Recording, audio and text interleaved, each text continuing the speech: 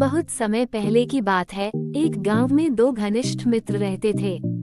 दोनों का नाम रामू और श्यामू था। दोनों बहुत गरीब थे, लेकिन उनके बीच मित्रता की डोर बहुत मजबूत थी। वे हमेशा एक दूसरे की मदद करते थे और साथ में हर कठिनाई का सामना करते थे।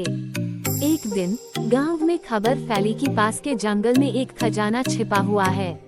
रामू और श्यामू ने तय किया कि वे भी उस खजाने को खोजने जाएंगे और अपनी गरीबी से छुटकारा पाएंगे। वे दोनों सुबह सुबह जंगल की ओर निकल पड़े। जंगल बहुत घना था और रास्ता मुश्किल था, लेकिन वे अपने लक्ष्य पर ध्यान केंद्रित किए हुए थे। रास्ते में उन्हें एक बूढ़ा आदमी मिला। वो बहुत ही समझदार और ज्ञानी दिख रहा था। उसने दोनों दोस्तों से पूछा, तुम लोग कहाँ जा रहे हो?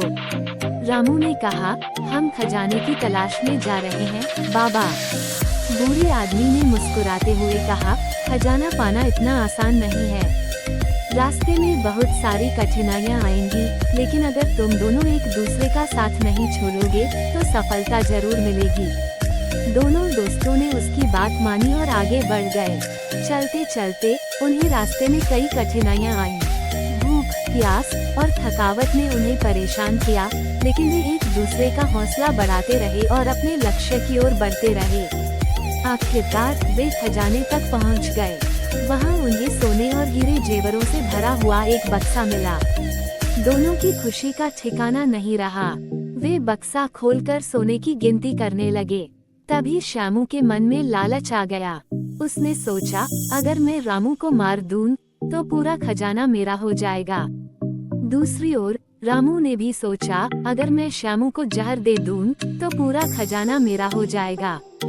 श्यामू रामू के लिए खाने का सामान लेने बाहर गया और खाने में जहर मिला दिया। उधर रामू ने श्यामू के लौटने पर उसे मारने की योजना बनाई। जब श्यामू खाने का सामान लेकर लौटा, तो रामू ने उसे मार दिया और खजाना ले जाने के लिए बैठ गया। लेकिन जब उसने खाना खाया, तो वह भी जहर के कारण मर गया। अंत में दोनों दोस्त अपने लालच के कारण मर गए और खजाना वहीं पड़ा रह गया। इस कहानी से हमें ये सीखने को मिलता है कि लालच और स्वार्थ हमेशा विनाश का कारण बनते हैं। सच्ची मित्रता और ईमानदारी ही जीवन में सफलता दिलाती है।